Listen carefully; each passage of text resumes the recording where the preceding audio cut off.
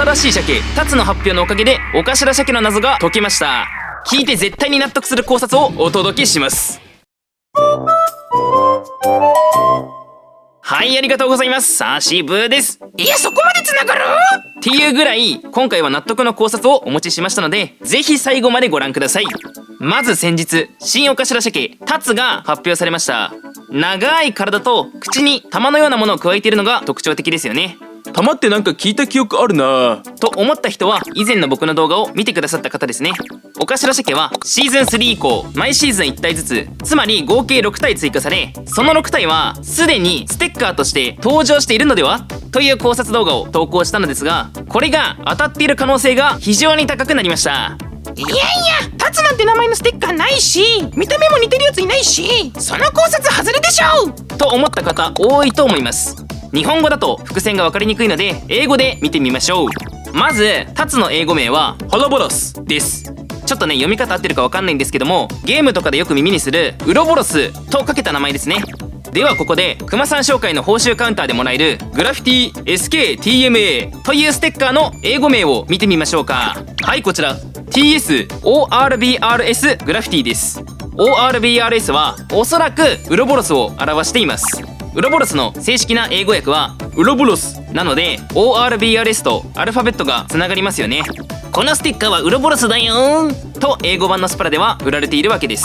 タツとウロボロス、ホロボロスと ORBRS、 なんだかつながりがあるように見えてきますよね。てかウロボロスってそもそもなんやねんと思った方のために簡単に説明しますと、己の尻尾を噛んで輪となったヘビを図案化したものです。ちなみにこれウィキペディア参照に。ということはですよ、このステッカーは自分の尻尾を噛んで丸まっているタツの姿を表している可能性が非常に高いと考えられます。その姿が玉のように丸く見えるため、日本語版では TMA、 僕はこれを玉と呼んでいますが TMA と名付けられているのではないでしょうか。ちなみに横綱は SKYDN になっています。 YDN で横綱ですね。もし本当にグラフィティ SKTMA と新しいお頭鮭タツがつながっているのであれば、残りの5体 SKKRM、 SKOOG、 SKUZU、 SKSKF、 SKKBT も新しいお頭鮭の可能性が高く、シーズン4からアップデートが終了するシーズン8までの残り5シーズンで実装されるでしょう。シーズン8で終わりなのと思った方、発売前の公式からの情報ですが、スプラ3のアップデートは2年間で終わる予定ですので、シーズン8で終わります。あくまで予定ですけどね。ちなみに残り5体のお頭鮭の正式名称は SKKRM、 これは見た目からも切り身でしょう。 SKOOG、 おそらくですがドスコイの上位互換が横綱であるように、モグラの上位互換が大食いになるんじゃないかなと思っています。 SKUZU、 これも見た目的に渦とか渦巻きなんじゃないかなと思っています。 SKSKF、 翼が生えてるように見えますので鮭フライかなと思っています。 SKKBT、 これはカブトっぽい走行をしているのでカブトじゃないかなと思っています。とこんな感じで僕は予想していますが、皆さんはどうでしょうか。 SKTMA にはウロボロス以外の意味も2つ含まれていると個人的には思っています。1つ目についてお話ししていきましょう。タツと聞いて一番最初に連想したのは、タツという方どのぐらいいますかね。体が長く見た目的にも私は竜を連想しました。タツノオトシゴとか竜巻とかその辺の言葉からも竜のタツは連想しやすいですよね。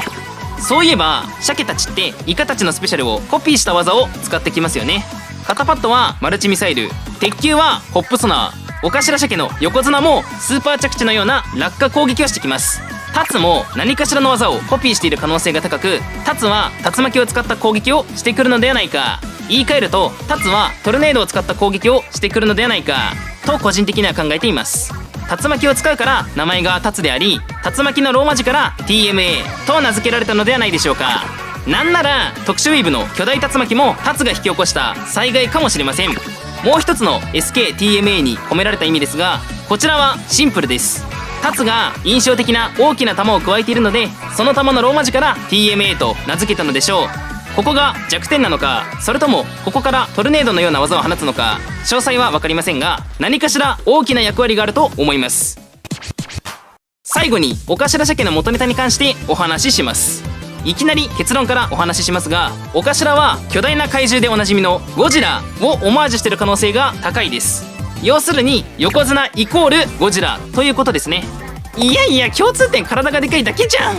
と思った方いらっしゃると思いますが、他にも共通点があります。追加コンテンツサイドオーダーの映像にて大量の黒いトゲのイラストがあり、放射線関連の資料で似たような写真があると以前考察動画でお話ししました。そこから同じくトレーラーに写った魚の骨のイラストは放射線を浴びた鮭のレントゲンではないかと、こちらも考察動画でお話ししました。赤い目の魚は鮭しかいませんからね。これらの情報から鮭が何らかの事件で放射線を浴びてしまい体に異常が起こり巨大化した個体がオカシラ鮭なんじゃないかという結論に至ったわけですが、ゴジラも核実験により放射線を浴び突然変異した新種の生物なんです。これもウィキペディア参照に。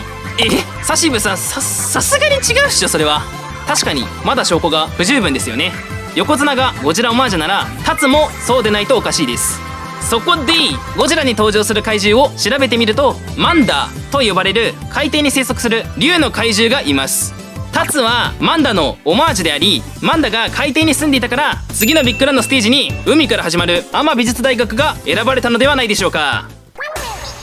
今回結構熱い考察をしたわけですが、視聴者さんからの意見も少し取り入れた内容になっています。やっぱり考察はみんなで共有した方が楽しいですし、いろんな意見から新しい考察も生まれたりします。そういう話し合いの場が欲しい。そんなあなたにステイオン。いろんな人が話題を設定してそれについてみんなでチャットをするステイオンというアプリを紹介してほしいと依頼が来たため、ざっくり説明します。タイトル決める、話したい内容を決める、投稿する、以上です。あとは入ってきた方とチャットしたり他の話題のとこに行って話したりって感じです。スプラ関連の話題は僕も確認するかもしれませんし、僕も話題を投稿して使ってみたいと思いますので、気になる方はぜひ概要欄とコメント欄のリンクからインストールしてみてください。ちなみに現在は iPhone のみに対応しています。というわけでいかがでしたでしょうか。気持ちよく全てがつながったと思っていますが、皆さんはどう感じましたでしょうか。ぜひ感想や他の考察があればバンバンコメントしてください。シーズン3まであと1週間、まだまだ盛り上がるスプラ3ですが、私も動画を通じて盛り上げていきますので、これからの動画も気になる方はぜひチャンネル登録して楽しみにお待ちください。それでは今回はこの辺で締めたいと思います。続きをお求めの方はチャンネル登録とグッドボタンよろしくお願いします。ダナモー。それではまたアディオス。チャンネル登録よろしく。